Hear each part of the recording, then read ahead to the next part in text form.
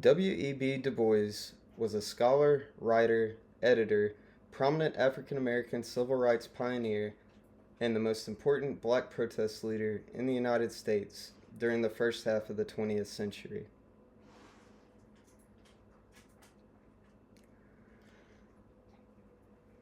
William Edward Burghardt Du Bois was born on February 23, 1868, to Mary Sylvania Burghardt, a domestic worker, and Alfred Du Bois, a barber.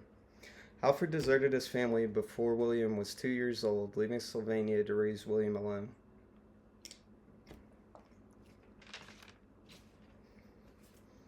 Du Bois attended a racially integrated high school and in 1884 became its first African American graduate.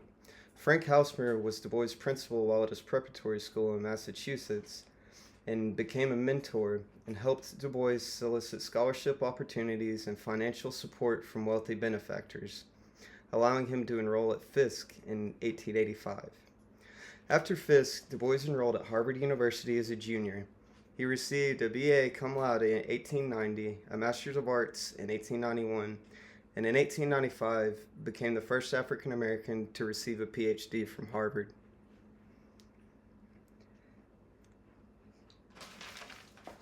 Du Bois' doctoral thesis was The Suppression of the African Slave Trade to the United States of America, 1638 to 1870. He completed this in 1895, and the next year it was published as the inaugural volume of the Harvard Historical Studies series.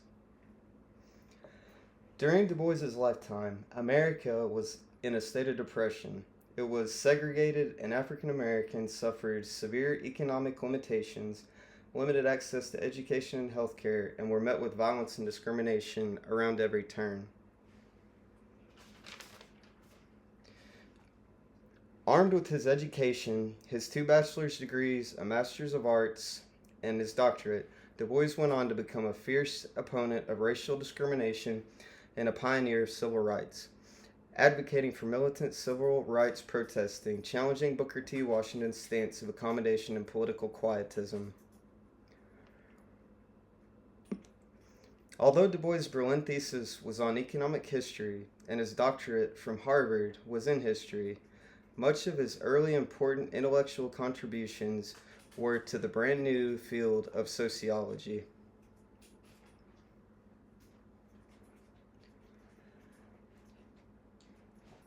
In 1896, Du Bois was invited by the University of Pennsylvania to conduct a study on Philadelphia's 7th Ward, which was a hub of sorts, a center for black culture and community that bolstered a thriving black economy in the late 19th and early 20th century.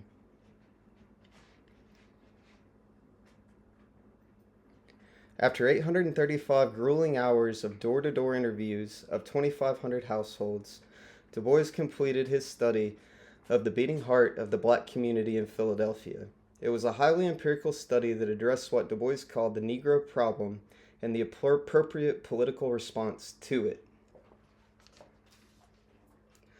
Du Bois presented his study, The Philadelphia Negro, to the Academy of Political and Social Sciences.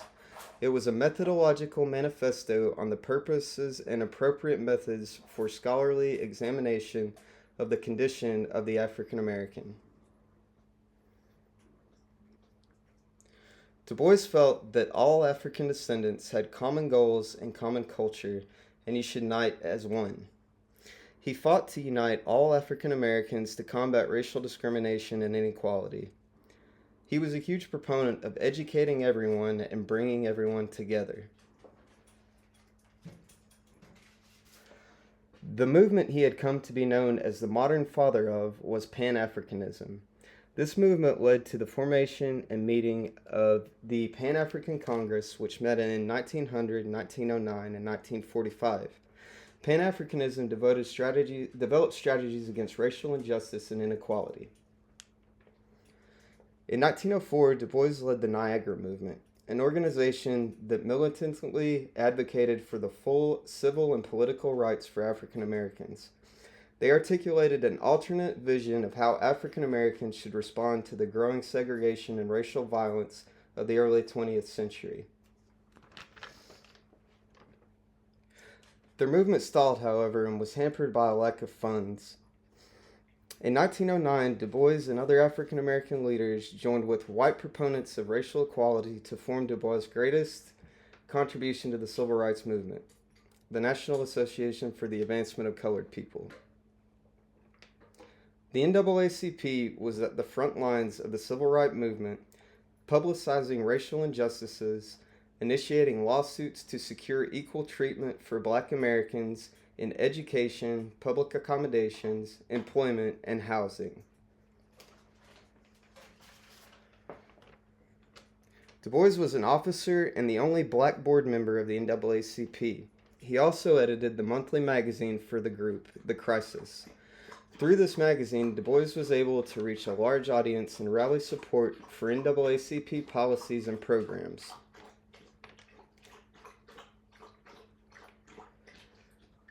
With The Crisis, Du Bois finally achieved a lifelong dream, establishing a journal of intellectual and political opinion for black readership, one that united several different areas of his life works and shared and spread African American culture and literature. He also opened the journal up to discussions of diverse subjects like race relations, black culture and society, social life, religion, and poetry. From the vibrant cover that displayed rich visual imagery embodying the sheer diversity and breadth of the African American presence in America, it was truly a mirror to Black America. Du Bois was always a leftist-leaning Marxist, and on October 1st, 1961, in a letter of application to the American Communist Party, he stated it and socialism were the only viable options left for black liberation and world peace.